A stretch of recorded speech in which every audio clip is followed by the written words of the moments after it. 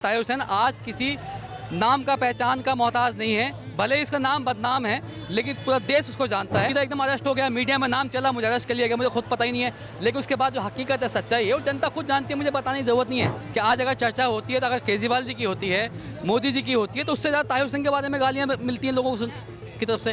मैं ताहिर हुसैन के नाम पे वोट मांग रहा हूँ, इंसाफ के नाम पे वोट मांग रहा हूँ, अल्लाह के नाम पे वोट मांग रहा हूँ, जनता मेरे साथ है। और इस वक्त हमारे साथ मुस्तफाबाद सीट से ताहिर हुसैन इस वक्त हमारे साथ मौजूद है, जो कि ओवैसी की पार्टी से उम्मीदवार है। हालांकि पहले आम आदमी पार्टी में थे, लेकिन पिछले साल ही दिसंबर 2024 में इस्तीफा दिया और पार्टी में शामिल हो गए। सबसे पहला सवाल तो यही है, क्योंकि बहुत कम वक्त आपको मिला है, हफ्ते भर का वक्त मिला है, तो आपको लग रहा है कि इस 7 दिन में सब कुछ निकल जाएगा, नैया पार हो जाएगी? देखिए, मैं आपको बता दूं कि ये चुनाव हमारा पिछले 6 महीने से हमारा ये चुनाव चल रहा है, जिसको हमारे बीवी बच्चे हर घर घर में गए हैं, लोगों के पास गए हैं। और मज़े की बात ये चुनाव मैं नहीं लड़ रहा, ये चुनाव जनता लड़ रही है। जनता मुस्तफाबाद की आवाम ने ही जो है हमारे बीवी बच्चों की बात बोली थी कि ताहिर हुसैन भले ही जेल में हो, हमारा भाई है, हमारा बेटा है, हमारे इलाके का निवासी है।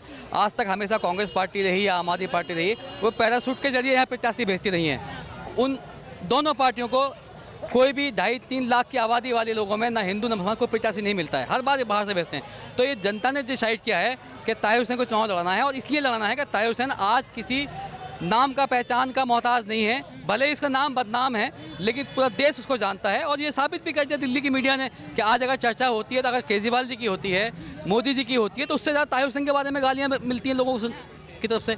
तो 6 दिन का चुनाव नहीं है, ये चुनाव 6 महीने चल रहा है, और चुनाव हमेशा आखिरी पड़ाव में होता है। राहुल गांधी जी कल निकले तो ओखला, मोदी जी तो अभी आए भी नहीं है, और केजरीवाल जी तो हमेशा जो अपने कार्यकर्ताओं को, जितने भी वॉलंटियर हैं, वो हमेशा 5 साल लोगों को दौड़ा के रखते हैं, ये धरना करो, ये प्रदर्शन करो, काम की बात तो उनके पास कुछ है नहीं। तो ऐसा नहीं है जो आपने कहा टाइम बकनी है, टाइम बहुत है। मैं शुक्रगुजार हूँ अपने खुदा का, अल्लाह ताला का और माननीय अदालत का, जिसने मुझे मौका दिया कि एक जो हमारा संविधान है, आज मुझे बाबा साहब भीमराव अंबेडकर के नाम पे भी गर्व हो रहा है कि एक संविधान जो ताकत रखता है सीएम के लिए, वही ताकत रखता है एक आम नागरिक के लिए। और जनता के बीच रूबरू जा रहा हूँ, जनता का प्यार मिल रहा है, उत्साह मिल रहा है, समर्थन मिल रहा है, इससे बड़ी क्या बात है। अक्सर ये सवाल भी उठ रहा है कि अगर आप चुनावी मैदान में हैं तो केवल वोट काटने तक ही सीमित रह जाएगी ये पार्टी, क्योंकि ये हम सभी को पता है कि दिल्ली चुनावों में चाहे कांग्रेस पार्टी हो, बीजेपी हो या आम आदमी पार्टी, इन तीनों के बीच में ही मुकाबला है। लेकिन इस पार्टी को आप कहाँ देखें? देखिए, हमारी पार्टी ने कोई सीएम का कैंडिडेट नहीं बनाया है, हमारी पार्टी 2 सीट लड़ रही है। ओवैसी हिसाब से दो सीट लड़ रहे हैं, ओखला और मुस्तफाबाद। अगर वोट काटने वाली बात होती तो हमारे पास कम से कम 12 ऐसी सीटें हैं जहां दलित और मुसलमान का वोट बहुत ज़्यादा है, जो 12 सीट पे फैसला करते हैं। आइंदा आने वाले वक्त में 12 क्या 70 की 70 लड़ेंगे, लेकिन इस बार हम 2 सीट लड़ रहे हैं। और 2 सीट जो है, जो दिल्ली की एक अवाम है, जो मुस्लिम समाज के लिए ख़ास तौर से 10 साल से आम आदमी पार्टी ने, कांग्रेस ने नज़रअंदाज करके रखा है। आप देख रहे हैं गलियों में कितना बुरा हाल है, कूड़े के अंबार लगे हुए हैं, यहाँ की सड़कें टूटी पड़ी, यहाँ के खड्डे रखे हैं। स्वास्थ्य की आप बात करते हैं, शिक्षा की आप बात करते हैं, कहाँ है वो मॉडल? मुस्तफाबाद में दिखाएं, कहाँ है बड़ी बड़ी बिल्डिंग के स्कूल? तो ये तमाम चीज़ें जो है सिर्फ एक विज्ञापन का जरिया था। मुझे उम्मीद थी कि मैं आम आदमी पार्टी से जुड़ा था, और आम आदमी पार्टी ईमानदारी और सच्चाई पे चलती है। लेकिन मैं तो 5 साल जिस आरोप में गया, आरोप हैं कोर्ट में चल रहे हैं, कोई बात नहीं, इंसाफ जरूर मिलेगा मुझे। लेकिन आम आदमी पार्टी ने तो ये तमाम चीज़ें आपने देखी हैं कि किस तरह से लोगों को वोट लेके, एक विधायक ने कोई काम नहीं किया, और आम आदमी पार्टी खुद मानती है इस बात को। अगर आम आदमी पार्टी की नज़र में मुस्तफाबाद का विधायक, उनका विधायक काम करता, तो उनको उसको प्रत्याशी को बदलने की ज़रूरत क्या थी? नया प्रत्याशी भेजने की क्या ज़रूरत थी? ये तो वो खुद ही कह रहे हैं। तो जो जिसके यहाँ जान नहीं, पहचान नहीं, मान में तेरा मेहमान, वो वाली बात है। तीसरी बात, वो केजरीवाल जी के नाम पे वोट मांग रहे हैं ना।